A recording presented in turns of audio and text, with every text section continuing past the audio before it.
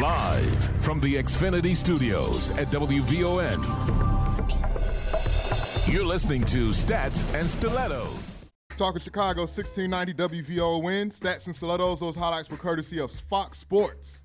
Jay Cutler being a good guy, tying up Jamarcus Webb's shoe. Farouk Basir, everybody, what's going on with you?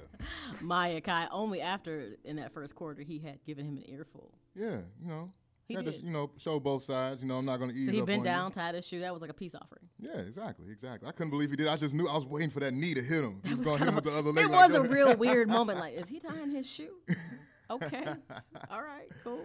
All right, we are here, everybody. We're here till midnight. The phone number here on the show is 773-591-1690. That is 773-591-1690. You can listen online at WVON.com.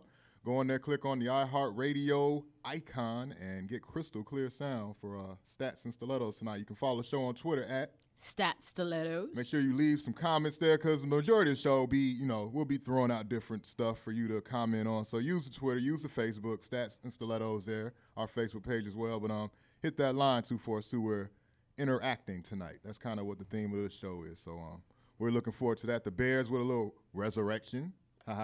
Okay, but it was due to come up after last week, and it was the Vikings, for God's sakes. Vikings 6-4 until today. They're a playoff contender. They're still in the wild card hunt. So, absolutely, they are. I mean, that was the knock. The Bears, quote, hadn't beaten anybody with a good record, even though Indianapolis has a winning record, and they beat the Vikings, and that winning record. That doesn't really. It only counts because it's a division game, which has a whole conference implication to it. Mm-hmm. Even tonight, right now, between the Giants and Green Bay, big division relevancy to these games for the next couple weeks. So it was a win that was necessary, but the Vikings, for what it's worth, still are not out of the picture. No, not at all, not at all. And, I mean, you referenced the game going on now, the Giants and the Packers. I mean, the Packers are on national TV getting destroyed on the road. I don't think the Bears, they got popped pretty hard last week, but I don't think they could take too much shame in that. Yes, they do take shame in that. They do. Obviously they do. But when you compare it to what's going on, I mean, it's hard to go on the road and beat good teams. Okay. And they went on the road and got blasted. The Packers, a team a lot of people think are better than the Bears, they're going on the road and getting blasted. But here's the 49ers, but here's the issue with who you said yourself are probably the best team in the NFC. And I'm. So there it is. By the way, the most booable player this week is Colin Kaepernick. He is so booable. Let me just tell you that. He's booable. He's a product of a snake. And I'm going to tell you something. It's not his fault. What was so wrong about that game last week is, okay, so you put in two quarterbacks that were filling in for the starters. Mm-hmm. And Jason Campbell, who to me, I don't care what anybody says, should have performed better than what he did, considering that Kaepernick, even though Kaepernick did really well in the preseason for the 49ers and has filled in occasionally in the regular season in some games here and there, but for Jason Campbell to be an 8-year veteran, to not be able to make things happen, issue. But this today, even in today's game, what is an issue for me is the O-line almost feels like they're regressing a bit to how they were last year. And we had a lot of door turning in today's game. Yeah. You had Lance Lewis went out. You had who was the other guy? Chris Spencer goes out. So you had a lot of shuffling that was happening on the O-line. But interesting enough is they moved Karimi to the outside, which makes me wonder if that's not a role he should fill consistently. He did okay. But for them to have to make those immediate substitutions, Edwin Williams comes in the game, they actually did okay with making those substitutions in this game. But, of course, it was the Vikings. Well, they do have one of the best pass rushers in the league in Jared Allen, and you hardly heard his name at all today. So you got to give the Bears kudos for that. You didn't. I mean, they got demolished by a very good pass rusher, Alden Smith last Monday. Then they come back and they kind of keep Mr. Allen quiet. So they do. So, I mean, even with those substitutions, the Bears, even though it felt like they were regressing a bit within 2 weeks, they made some substitutions that didn't look bad on the field. Yeah. And of course they gave Adrian Peterson his yardage, which was expected. That's kind of a characteristic of the Bears that you come to expect, that when you have good running backs, that those running backs are going to get those yardage. But that was the only way that Minnesota could technically beat the Bears, so they gave it up, realizing that they really have no passing game. So when it's all said and done, if you can, only get something in the run, it was a game. It was a game that you said it last week, Farouk. Everybody has to accept that Jay Cutler has to be the starter for this team to win. There is no other substitution that's going to work. If he's not the starting quarterback, this team does not make it to the playoffs. If they do, they get eliminated very quickly. He has to be, and for everyone who really feels that they dislike Jay Cutler, he's the key to them advancing. That's just the bottom line. And like you said, people have to come to grips with that. Everybody's saying, well, we need to do this, we need to do that. Cutler isn't any good. Well, we saw what the Bears are like without Jay Cutler. The whole country saw that the last 2 weeks with no Cutler. But they could barely get points on the board, literally. But what they did better this week than what they did not do last week is they stuck with the run. Mm-hmm. They got the run established very early, even though Forte didn't have as good as a game as you would have expected. But Michael Bush, who is, I think, in this set, did really well. Michael Bush is one of those can hit those A gaps, can run up the middle. He had a good game. So even if you can't get Forte in the mix, you know you've got Bush. But they stuck with the running game long enough so that you could get the ball to Earl Bennett, to Brandon Marshall, to Matt Spaeth. So they really did spread the ball out in this game, and that's what they failed to do against the 49ers. They didn't spread the ball out, and nor did they stick to the run either. Matt Spaeth with the catch of his life today for the third touchdown, and Evan Rodriguez sighting. Yo, boy. Wow. What'd you think about that? Rockhold as well. Malcolm, I love it. I love the fact that I tweeted Farouk and I said, wait, your boy is in the game. Evan Rodriguez, what you thinking about this? I think Lovie Smith is finally seeing the light that Kellen Davis sucks. He's not seeing the light. Here's the bottom line. Eric Weems wouldn't have got the touches he would have gotten had Devin Hester not gone out. The Bears have this issue with being overcommitting to players. Mm-hmm. Eric Weems, for instance, is, I think, very good on returns, and even as a receiver, he's very sure-handed, is good in the middle of the field. Mm-hmm. But he only got those touches because Devin Hester was unavailable. Welcome back to Stats and Stilettos. You're on with me, Maya, Kai, and Farouk. We are talking everything that is NFL here on Stats and Stilettos.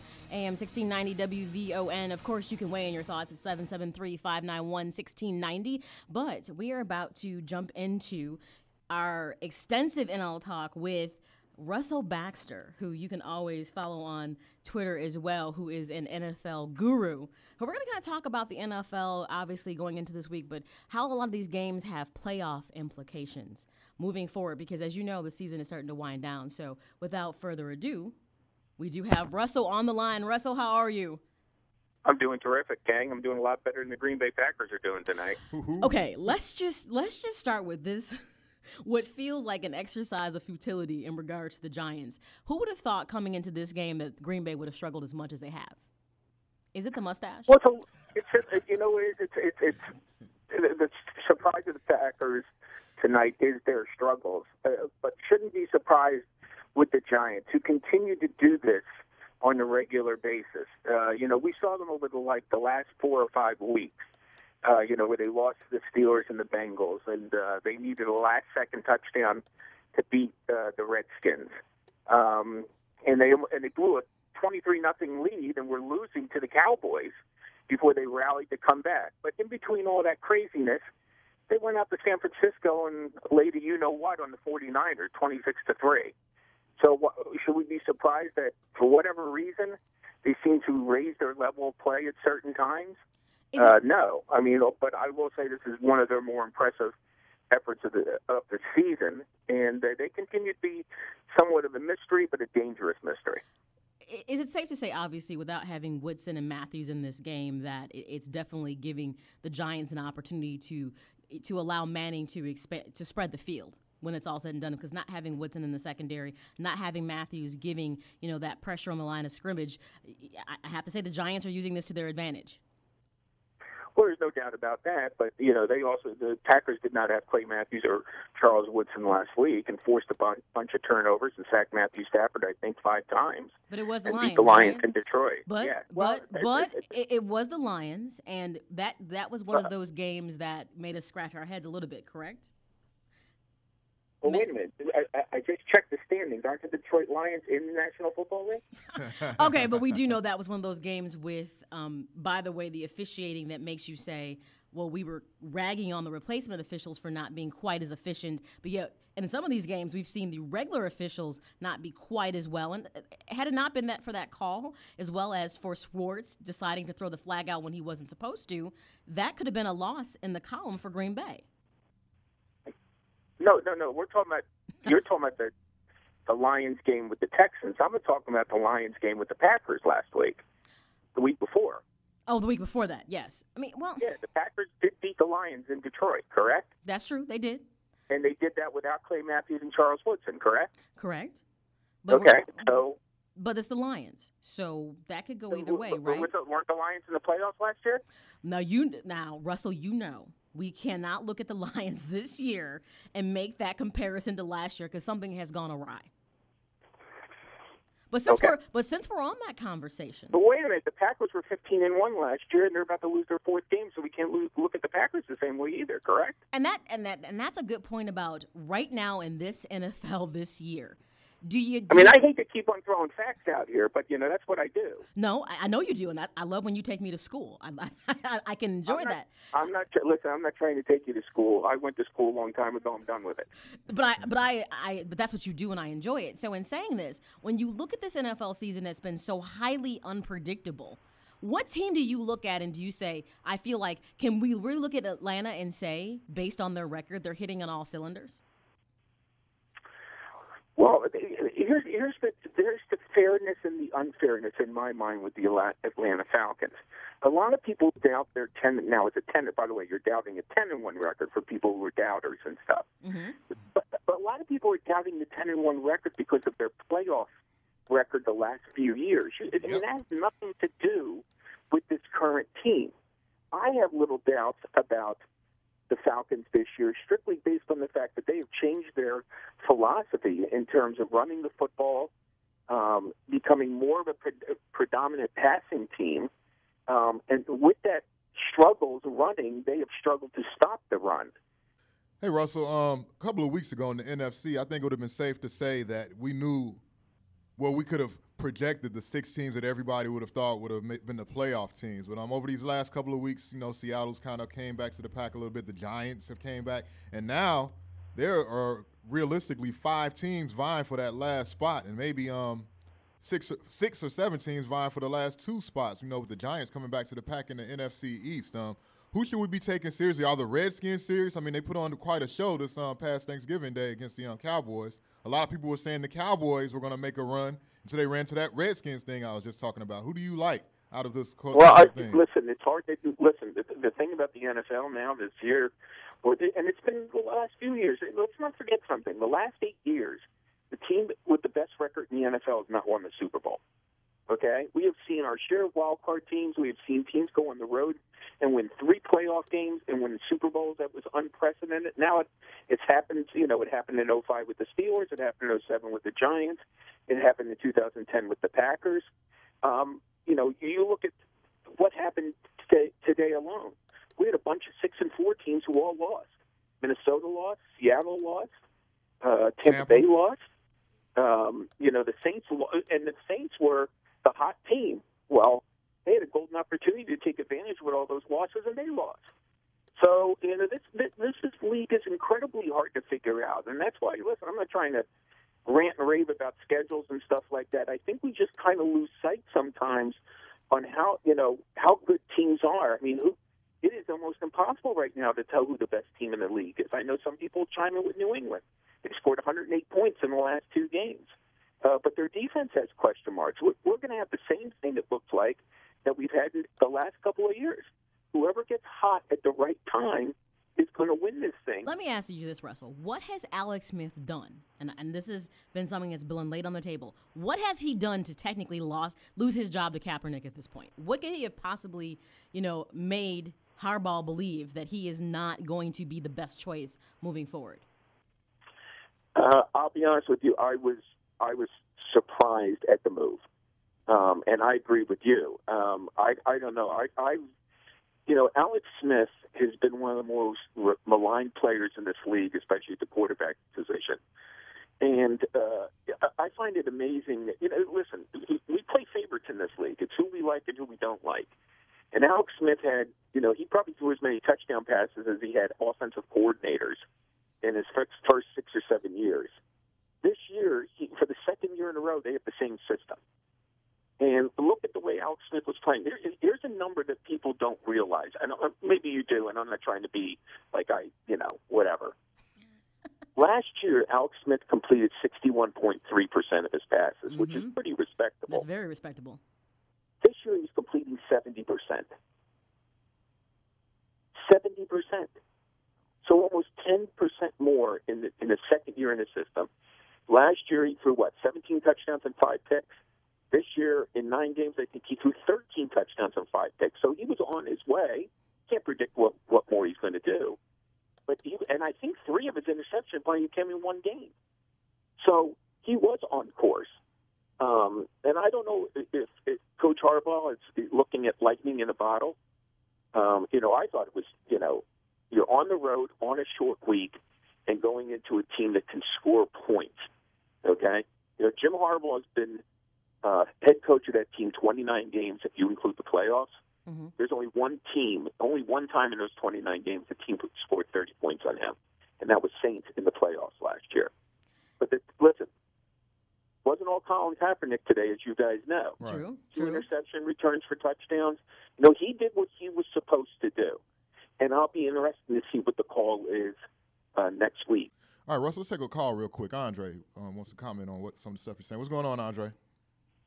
How you doing, bro? Pretty good. Good. I do believe Harbaugh is making the best move because Colin Kaepernick gives him the opportunity to actually win and use his entire playbook. Alex Smith doesn't give him the opportunity to use his entire playbook. He has to curtail his playbook to fit Alex Smith in the things that he can do and the throws he can make. So it's only going to give him an opportunity to dink and dunk. He's not going to get an opportunity to go downfield, stretch the defense, and keep his defense off the field for significant points of time. And his defense ain't got to complete throw shutouts almost every weekend. All right, thanks for calling, I think that's why he's putting them in there. Go ahead, Russell. You want to respond to that? Well, first off, I'm trying to find out how you have access to the 49ers playbook. Oh, I like him. Wait a minute, because I've been watching the 49ers and I'm looking at. No, wait a minute. Well, you said access to the 49ers playbook. No, I didn't say I had access to it. I said he can use the entire playbook. I would say it this way. If you looked at the 49ers, you can see everything has been run down. I mean, you got a person like Randy Moss, and you have a person like Crabtree, and you got Vernon Davis, and the only thing we're doing is 3- and 4-yard completions. I think the playbook has been sliced down. I mean, everybody has I seem to remember. I don't know. Did you not watch Alex Smith in the playoff game against the Saints last year? Yes, I did watch Alex Smith in the playoffs. He can't throw seam routes. He can't throw anything over 30 yards accurately. Nothing. And you've seen enough out of Colin Kaepernick in well, we don't know that. No that's something that we don't know. Well, what I have seen of Colin Kaepernick is that his balls come out of his hand quicker. He can throw the ball 30 and 40 yards accurately, and he has enough speed on it that the defensive backs can't react to it quickly. Andre, thanks for the call, man. We appreciate it, bro. Thanks a lot. You know what? I'm not trying to give Andre a hard time. I just, it's a body of work thing, and I agree. I don't know what we know about Colin Kaepernick now after 2 games. Okay, but to talk about opening up and getting to the playbook, I mean, man, Russell, I don't even know if that's true. All right, Russell, man. We got to have you back in a couple of weeks, man. Around start of playoff sure? time. I mean, I think yes, Russell. Yes. Russell, you are one of my favorites. You know that, right? Welcome back to Stats and Stilettos. Got a comment? Call the show 773-591-1690 or leave a comment on our Twitter page @StatsStilettos. Welcome back to Stats and Stilettos here on the Talk of Chicago, 1690 WVON. Another jam-packed hour of NFL continues with Around the League.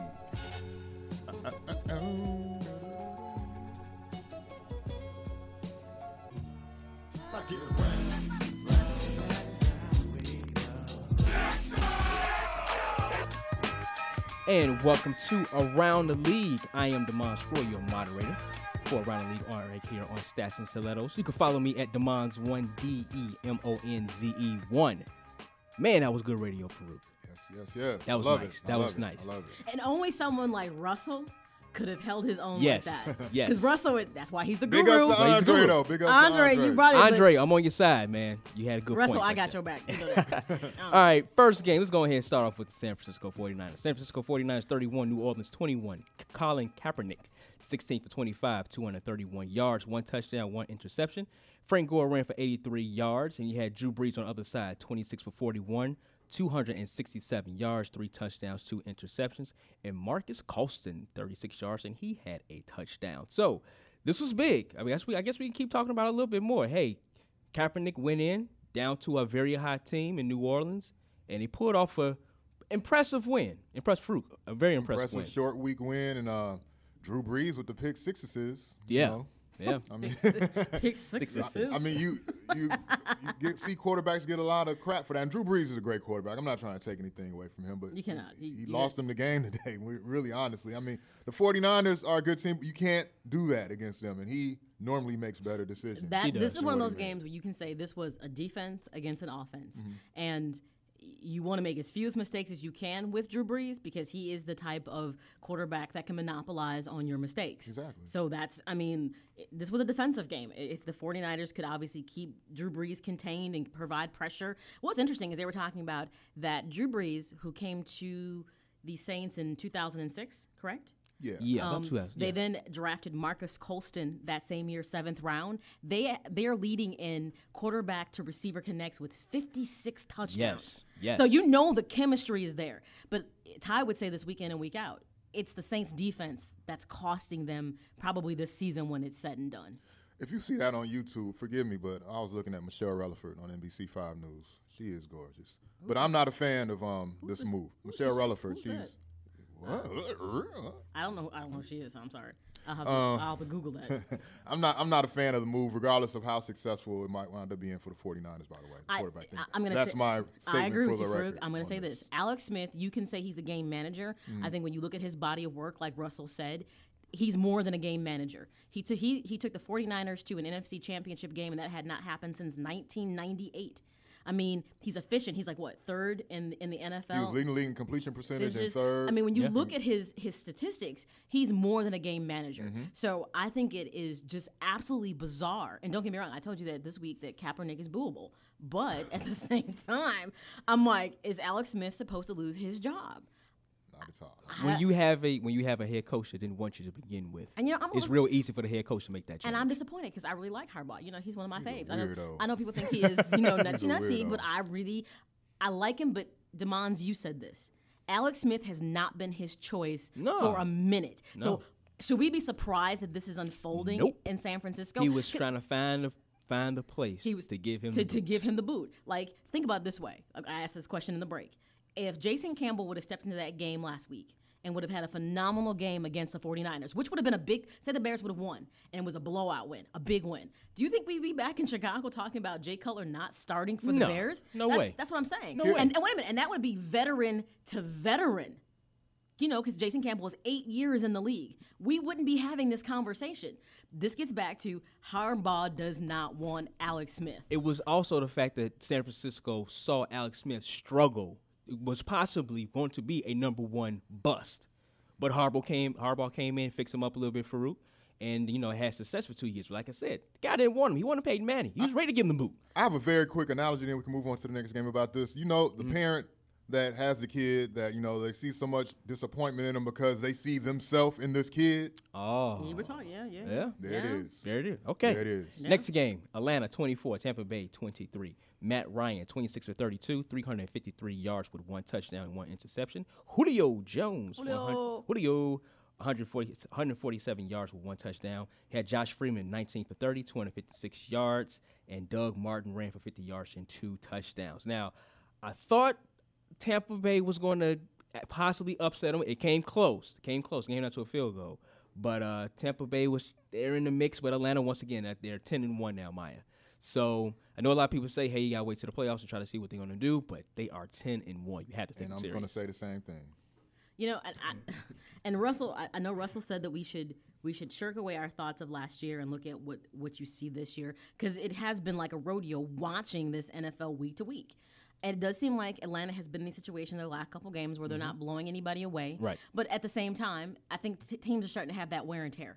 You're 12 weeks into the system, to the season. So I hate to be narrow-minded and say, I'm not from Missouri, but I need you to show me that you are the real deal. And I feel like Is that original you just came up with? No, that? it's not. Oh. I don't know who even came up with that. Missouri to Show Me State. I don't even know.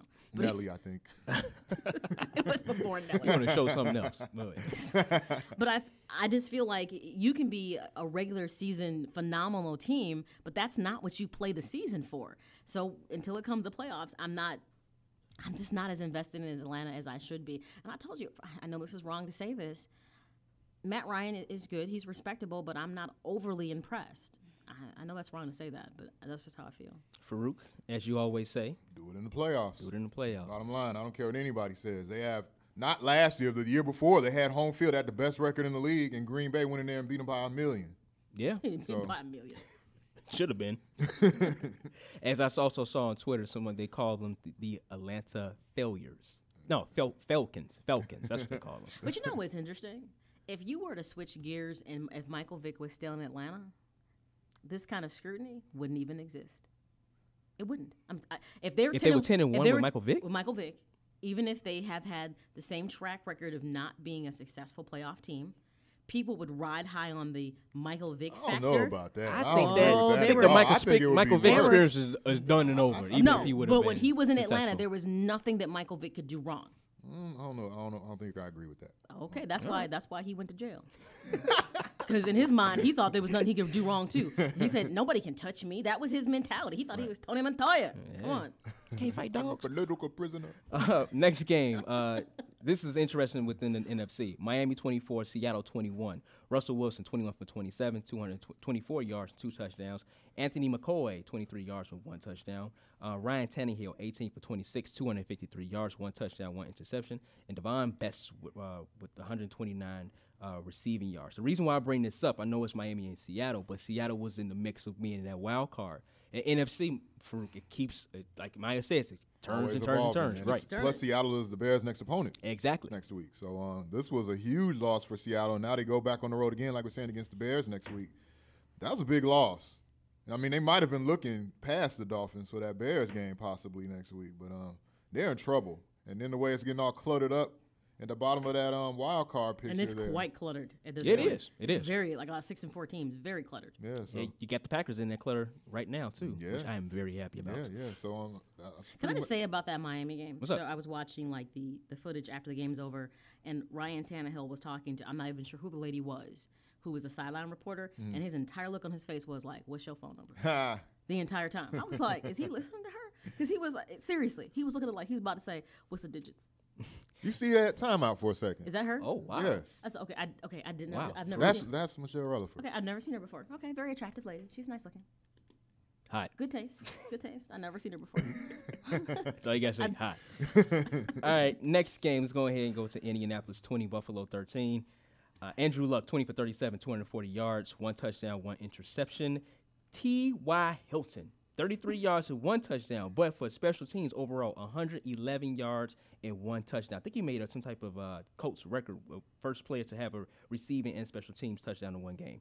You had Ryan Fitzpatrick, 17 for 33, 180 yards, 1 touchdown, 1 interception, and C.J. Spiller, 107 yards. Now, the reason why I bring this game up is because Andrew Luck, real deal. They will be in the playoffs. I'm saying it right now. They're going to the playoffs, and this is amazing. Going from 1-15, and then you get a rookie quarterback come in and can take you something that Peyton Manning didn't even do.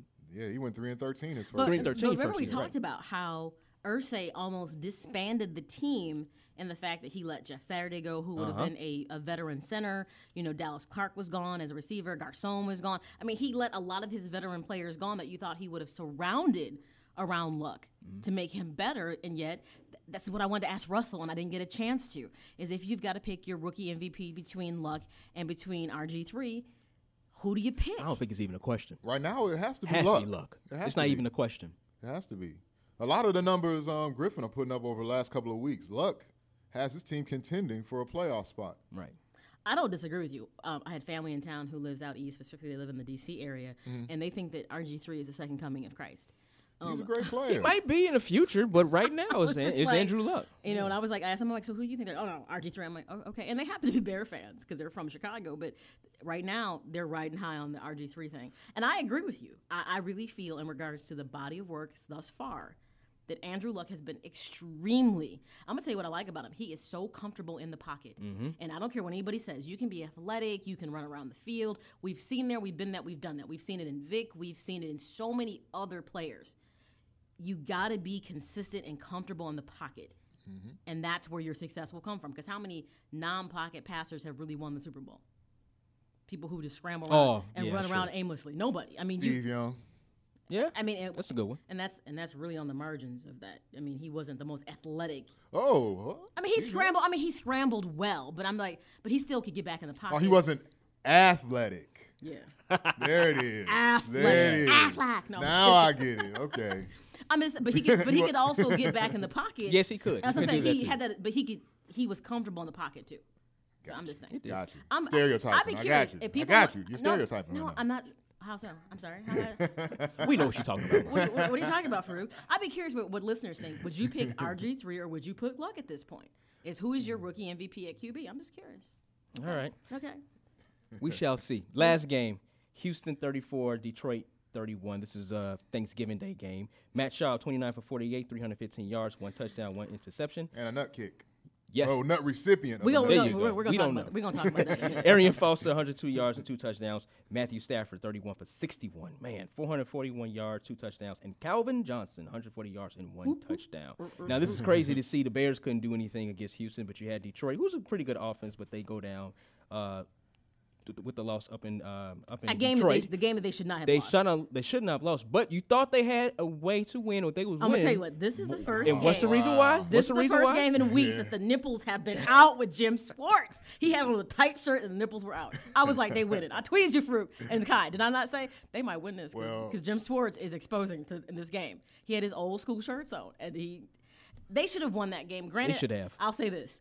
Oversight in him throwing out the flag. I know you think it's okay, but this gets back to even with a mistake like that officiating was unacceptable. It was clear. It was clear he was down by contact. Well, but his they play like their head coach. I mean, you look at their track record since he's been there. Yeah, he's improved them, and that's why he has the amount of rope that he has, because he took him from 0-16. No, No, that's true. That's very true. leeway. I agree. But he has that amount of rope to kind of hang himself because he brought them from literally nothing To the brink of and this is that, and when you watch that's the best Detroit honestly had played all year. For one game, Matthew Stafford finally looked like he wasn't overthrowing and underthrowing. But he Finally. threw 61 times. That's a problem. Well, yes, that's true. That's true. And even though the running game was quite well established with LaShore, I mean, they were doing okay. But almost like they shouldn't have lost the game, but you're right. That was his error that cost them. they play like their coach. The way he's all hyper and loses control, that's how Ndamukong Suh does. He's allowed. Okay, I'm not. They let it Okay, go. hold up. Yeah. I'm not going to blame Sue's bad behavior on Jim Schwartz. I'm not. I will, because he can stop here's the that thing. if he wanted to. Well, you're right. He can say this is enough is enough. Yes, and and I he guess, hasn't done it. And the running rumor is within the Detroit's locker room that they don't like the way that he plays. All right. Quick rundown. All right, rundown for the rest of the games. Denver 17, KC 9, Cleveland 20, Pittsburgh 14, Cincinnati 34, Oakland 10, Jacksonville 24, Tennessee 19, Baltimore 16, San Diego 13, St. Louis 31, and New Orleans 21. And just to wrap up the Thanksgiving Day games, we had Washington 34, Dallas 31, and New England 49, the Jets 19. And that is around the league. Headlines. Headlines. Extra, read all about it in the papers. Headlines. Yeah, a couple of weeks ago, it seemed crazy to think that the Notre Dame Fighting Irish would be the #1 team and sitting back waiting for an SEC team to come kick their butts around January the 8th. But that's what they'll be doing, sitting back watching Alabama play Georgia next Saturday, which is going to be a great game, 2 against 3. Can't wait for that. So, but yeah, congrats to Notre Dame. They go out to USC. They beat down the USC team that hung in there, but they I give them big props because that was a big win on the road. Wow. Against a huge rival of theirs. If I dial it back to last week, I swear everyone in the room was like, oh no, USC is going to take care of it. I thought USC was going to get them. I thought the whole Notre Dame thing was going to be over. I told you. But, This is sometimes, you know how seasons are just ordained to happen?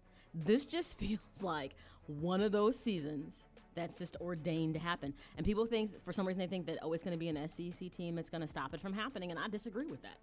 I think they are playing good football, and they beat relevant teams. Now, if they were beating irrelevant teams, I think you could have the same conversation.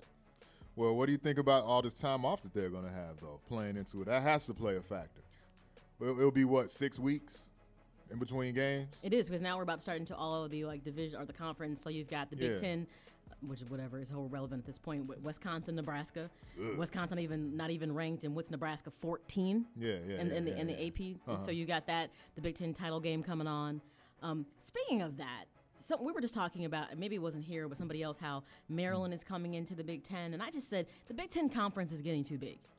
It's bad enough it already had to be divided in half and have the leaders and legends. I'm like, and now you got to have a playoff game. No more schools should be allowed to be in the Big Ten at this point. I don't have a problem with the amount of teams. I have a problem with the location of the teams. Like, why? I know they want the New York market, and that's why they're doing Rutgers, and they want the Baltimore, D.C. market, so they're doing Maryland. I understand the money, but there are big cities around here that they could probably try to get that are in the Midwest area, right? They should have been trying to get Missouri.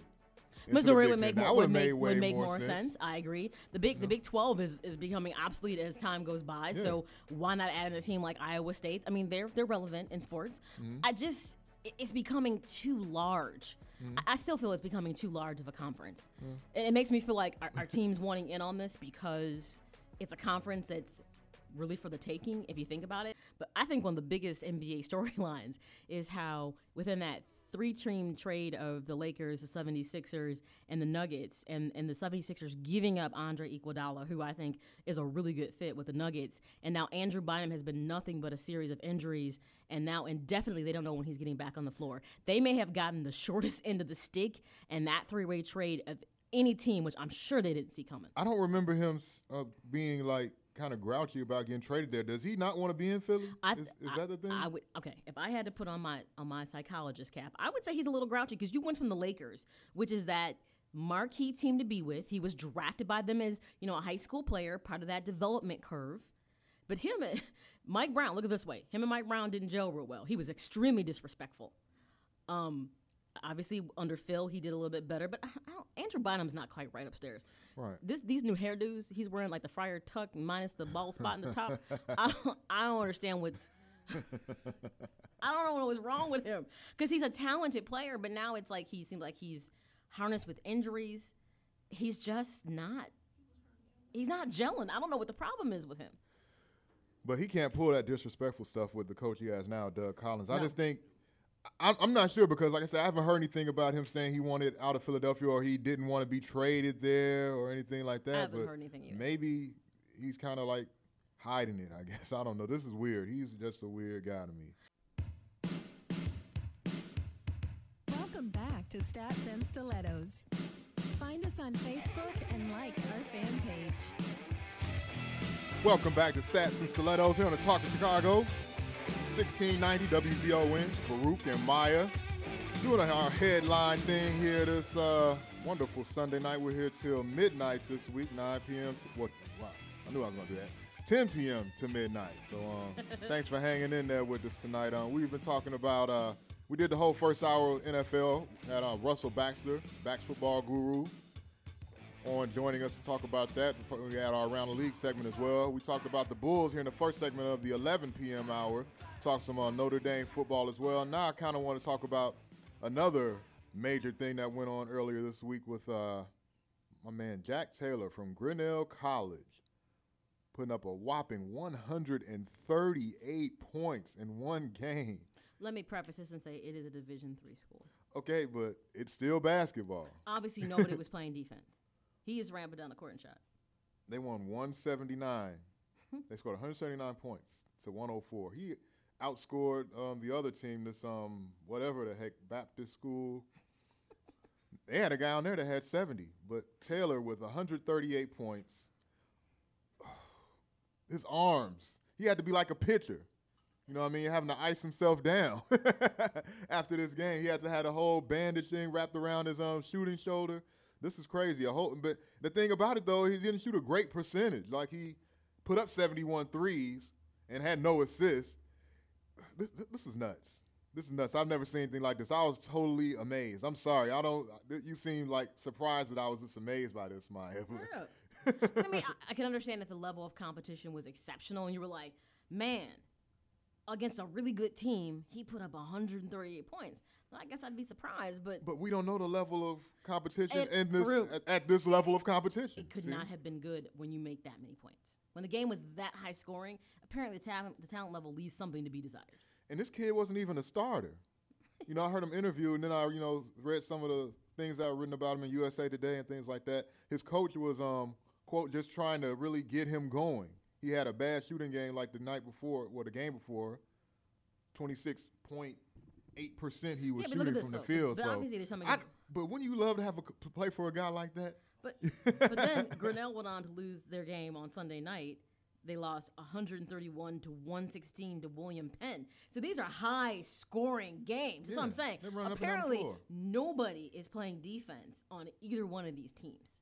I mean, when it's that high, when do you look at just regular Division I games that they score that high? It doesn't happen. That's what I'm saying. So it doesn't happen. They just run down the court and shoot, and then they run back, and they put their hands up, and so I'm not impressed. This story is amazing because just reading some of his thought process as the game was going on, but what was going on in his mind and his coach and everything, some of the stuff that was saying. Shoot the ball. But what are you thinking about when you're putting up all these shots? Is what I'm saying. Is what I was wondering about. The fact that his coach allowed him to do it, apparently they're all a little off-centered. All of them. Okay, so your shooting position isn't good, but the coach lets you keep going down the court. Hey, man, you got 78 points. Just keep shooting. Really? Ron, how you doing? Ron, you there? Yeah, I'm here. Can you hear me? Go ahead. Okay. Man, yeah, I thought I just got finished playing basketball. Yeah, I felt like, even tonight, I was feeling it. I was hot, and they was to pass me the ball. I feel for the guy who was 5 for 6. You know what I mean? I really feel for him because he's like, man, at least I could have scored 30. You know what I mean? Ron, how many did you score? Huh? What'd you score? Who tonight? Yeah, tonight. No. I played pickup games, so I don't know. I know what you scored tonight on the pickup game. Oh, well, I averaged about a good 4 points out of 15 points of a game. Okay. I'm doing my thing. You know what I mean? But as far as an organized game. Oh man, you're impressed, aren't you? You're impressed with this Jack Taylor guy. I'm feeling for the guy who was 5 for 6, and he only had 13 points, and you got this guy who shot up 100-something shots, and only made less than 50% of his shots. Man, it's a reason why his name is Jack, because he was jacking it up. Come on, good man. Point. He was taking every shot, and apparently his coach let him do it. Oh, man, that coach needed, I don't know, if I was a parent of one of the guys that was on the team, I'd be like, come on, really? You going to let this guy just clown?